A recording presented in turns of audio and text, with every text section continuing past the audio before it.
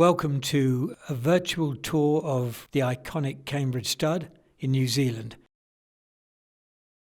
I'm Henry Plumtree, the Chief Executive, and I'm delighted to walk the United Kingdom Racehorse Owners Association through the renovation of Cambridge, which has been an iconic property in the Waikato region of New Zealand for the last 50 years.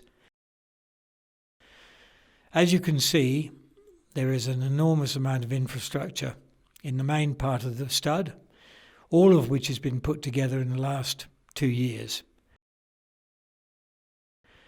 Formerly Sir Patrick Hogan's property and made famous by the two signature stallions, Sir Tristram and his best son, Zabeel.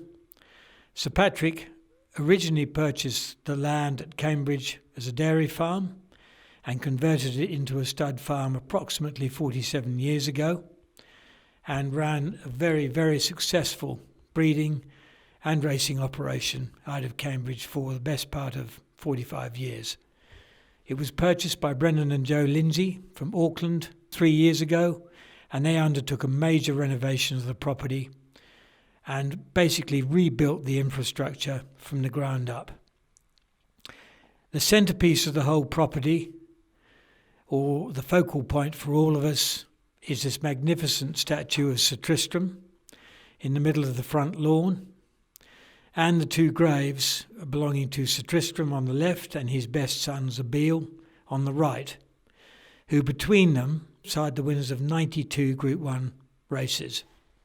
They were both champions in their own right, but it's fair to say that Sir Tristram was the stallion that put New Zealand on the global industry map.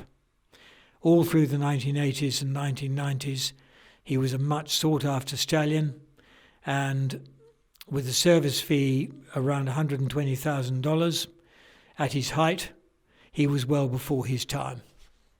His son Zabeel was reared at Raora Stud up in Auckland and sold in the 1988 Karaka sale for $650,000, was a champion racehorse, and equalled his father in terms of stud exploits with 46 Group 1 wins.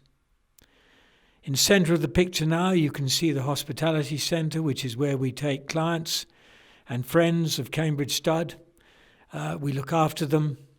And in the background, you can see the new stallion unit, which has approximately 10 boxes.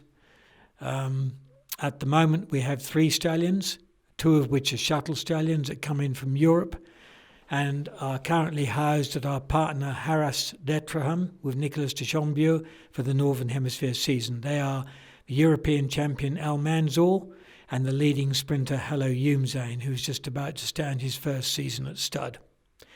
The stallion barn is built on the site of the old boxes, and the Hospitality Centre is built on the site of Sir Patrick's old office.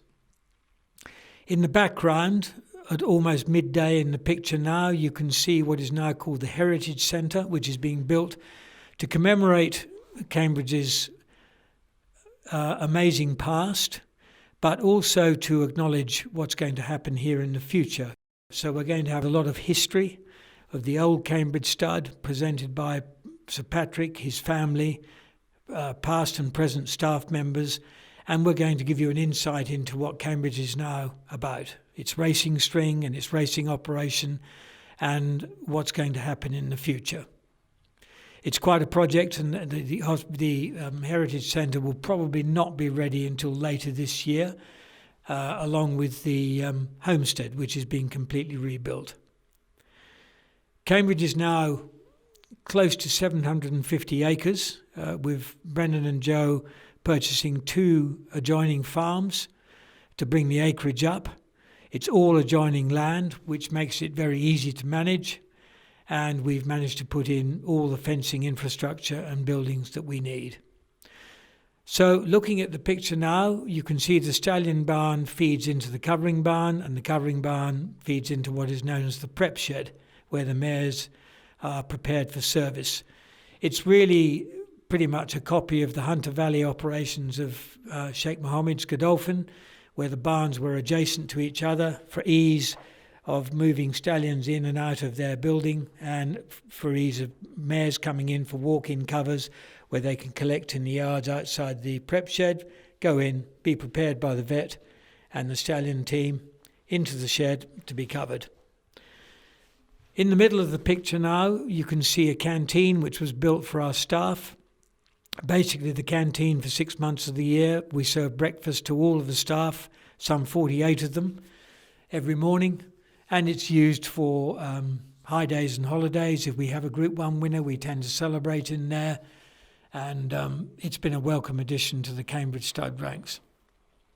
In the background is the new yearling complex, complete with 84 boxes, the main barn in the middle facing the Sir Tristram statue, and then 2 wings facing east and west, and then a bottom barn along the bottom. A total of 84 boxes. We've done 2 drafts of yearlings in those barns now, and they are very easy to work with. Beautiful interiors, brought to us by Rowe and Rubb from Germany, and we find that it works very easily. The yearling crew enjoy working there.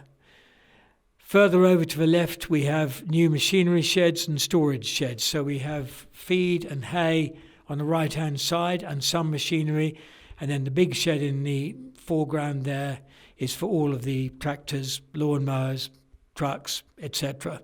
Running all the way through the Cambridge main block is a stream which we've basically decided to tidy up and fence off. It's got native scrub, native bush in there, and it's been really made quite pretty. It runs through the stallion unit as well, and is very much part of the landscape. So Cambridge stretching into the distance, you can see the top farm is Middle Park, where the great racehorse Balmerino stood in his time, horse that ran second in the Arc de Triomphe. It was a very successful stallion. Patrick Hogan purchased Middle Park approximately 31 years ago, and we bought the farm next door 3 years ago, which was a dairy property, and we've now developed that. We decided to move the old foaling unit, which had been at the back of the office at Cambridge Stud for about 30 years, and you'll see coming into the picture now the new foaling unit. We foal outside in New Zealand most of the time. We find the mares generally foal much better in small pens, but you can see that we have a barn at the top of the foaling unit, which has basically got 10 5-metre by 5-metre foaling boxes if we need them. They're generally used for mares who've got compromised foals or mares that have got a problem. They're just a nice addition to have to the foaling unit. Foaling unit would be world class. I've managed studs in England, I've managed studs in Australia, and this foaling unit would be as good as anything I've had anything to do with. So this is a very dry time of the year, as you can see. New Zealand traditionally starts to dry off at the end of December, and it's generally dry until March or April. However, there is still good feed in the paddocks. Bloodstock always looks very well at this time of the year, and we're coming up to that time when we're just about to start weaning our first foals. So as the picture expands, you can see again the main complex in the background, and in the distance the town of Cambridge itself. We're very happy to show you the new Cambridge stud and give you an insight into a leading farm in New Zealand.